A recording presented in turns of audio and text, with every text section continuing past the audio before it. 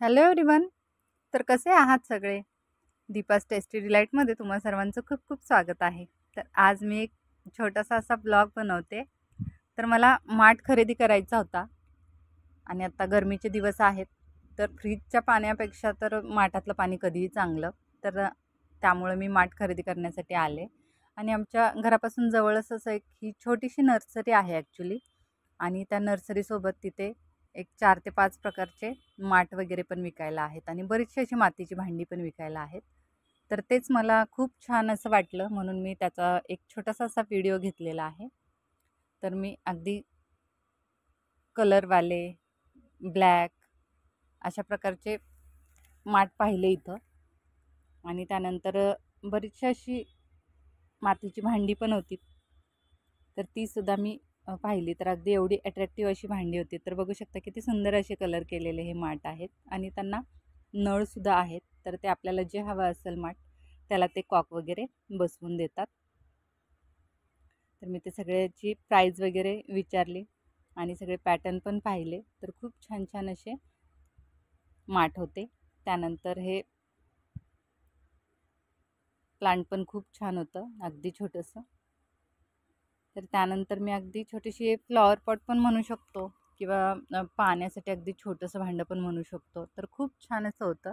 तर मी त्याची प्राईज विचारली. त्यानंतर हंडीज इथं खूप छान होत्या, बघू शकता तुम्ही. तर ते खूप छान होते. तर मी प्रत्येकाची प्राईज वगैरे विचारले. पण ते ॲक्च्युली अशी हांडी माझ्याकडे आहे आधीपासूनच, त्यामुळे मी ते काही घेतलं नाही, बस प्राईज वगैरे विचारल्या.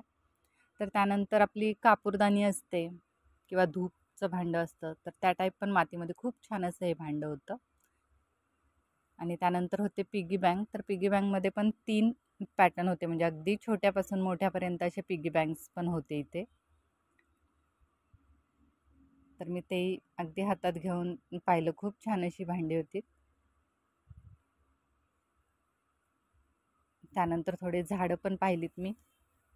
तर इथे फुलझाडे, त्याचबरोबर आपली शोची वगैरे झाडे असतात, तर ते बरेचसे असे पॅटर्न होते.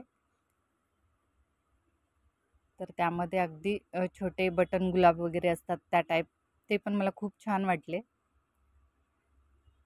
तर बरेचसे गुलाबामध्ये पण कलर्स होते, जास्वंदीमध्ये बरेचसे कलर्स होते. त्यानंतर शोचे बरेचसे झाडं होती. त्यानंतर कढीपत्ता, तुळशी वगैरे खूप असे पॅटर्न होते.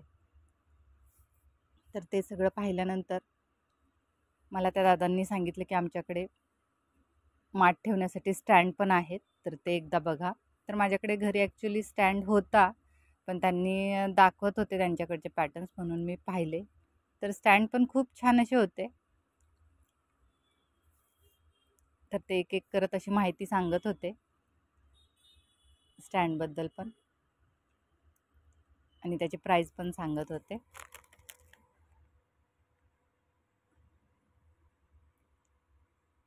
तर अगदी तिथून यावंसं वाटत नव्हतं. खूप छान अशी झाडे होती आणि मातीची भांडी, त्यामध्ये खूप असे प्रकार होते. त्यानंतर दादा सांगत होते की आम्ही आत्ता नवीनच ही नर्सरी सुरू केले आणि त्या पण मातीची भांडी जे कुकिंगसाठी वगैरे यूज करतात, तर ती पण आम्ही हळूहळू ठेवणार आहे. तर तुम्ही परत नेक्स्ट टाईम नक्की या.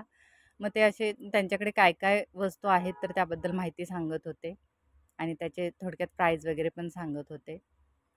तर त्यानंतर मग मी स्टँड काही घेतलं नाही, स्टँड फक्त बघितलं त्यांनी दाखवलं म्हणून. आणि त्यानंतर फायनली मी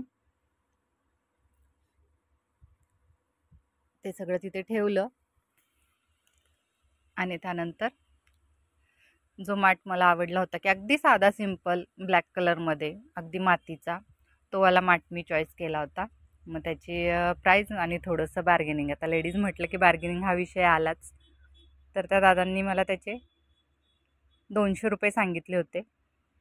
त्यानंतर मी आपलं त्यांना बोलले तुम्ही किती कमी करू शकाल किंवा की फिक्स रेट आहे वगैरे असं. तर ते बोलले थोडंफार होईल कमी. आणि त्यानंतर त्यांनी तो माठ मला 150 रुपयाला दिला. तर आता फायनली माझा माठ घेऊन तर झाला आणि आता मी रिटर्न निघाले होते. तर हा एक छोटासा असा ब्लॉग तुम्हाला कसा वाटला ते मला नक्की सांगा. तसेच आपल्या चॅनलला कनेक्टेड राहा. रेसिपीज आवडत असतील तर लाईक शेअर सबस्क्राईब करा. चला तर मग परत भेटू असंच. तोपर्यंत बाय.